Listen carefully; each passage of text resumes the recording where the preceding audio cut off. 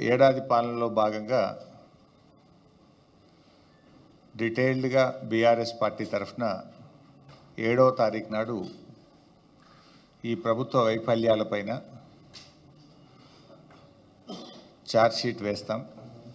కానీ ఈరోజు ఈ ఏడాది కాలంలో రేవంత్ రెడ్డి యొక్క డబుల్ స్టాండర్డ్స్, రేవంత్ రెడ్డి గారి యొక్క రెండు నాల్కల ధోరణి, ప్రతిపక్షంలో ఒక మాట, అధికారంలోకి వచ్చిన తర్వాత ఆయన మాట మార్చిన తీరు కావచ్చు.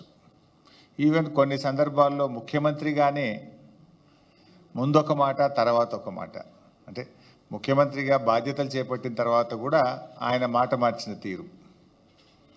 ఇట్లా ముఖ్యమంత్రి గారు ఏంటంటే ప్రజలను ఏ రకంగా ఆయన మోసం చేస్తున్నారు, వంచిస్తున్నాడు, ఆయన నైజం అంటే ఉన్నది ఉన్నట్టుగా కుల్లం కుల్లా ప్రజల ముందు ఆయనకు నిజస్వరూపాన్ని బయటపెట్టే ప్రయత్నం చేస్తున్నాం. ఈరోజు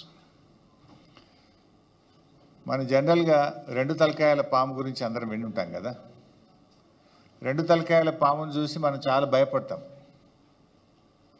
కానీ పాపం అది ఏమనది. రెండు తలకాయల పాము అది ఏమనదు, అదంత పెద్ద ప్రమాదకరం కాదు. రెండు నాల్కల ధోరణి కలిగిన మనుషులు ఉంటారు, రెండు నాల్కల మనిషి అంటాం, కానీ దాన్ని మనం పెద్దగా పట్టించుకోం. రెండు నాల్కల మనుషుల గురించి పెద్దగా పట్టించుకోం, కానీ వామ్మో అది చాలా ప్రమాదకరం, చాలా ప్రమాదకరం.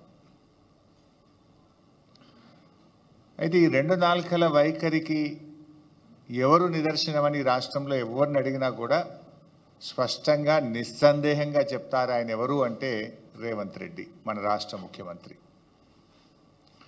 డబుల్ ఎడ్జ్డ్ నైఫ్తోనైనా కొంత జాగ్రత్తగా ఉండొచ్చు, కానీ డబుల్ టంగ్ లీడర్లతో చాలా డేంజర్, సమాజానికి చాలా నష్టం వాళ్ళతో. డబుల్ స్టాండర్డ్స్ అంటే ఒక విషయం పైన నిన్నొక మాట మాట్లాడడం, ఈరోజు ఒక మాట మాట్లాడడం, రేపు ఒక మాట మాట్లాడడం, ఇది డబుల్ స్టాండర్డ్స్. నిన్నొక మాట, నేడొక మాట, రేపు ఒక మాట. ఇందులో రేవంత్ రెడ్డి గారు పిహెచ్డి చేసిండు, మాట మార్చడంలో, పూటకో మాట మాట్లాడడంలో పిహెచ్డి చేసిండు రేవంత్ రెడ్డి గారు.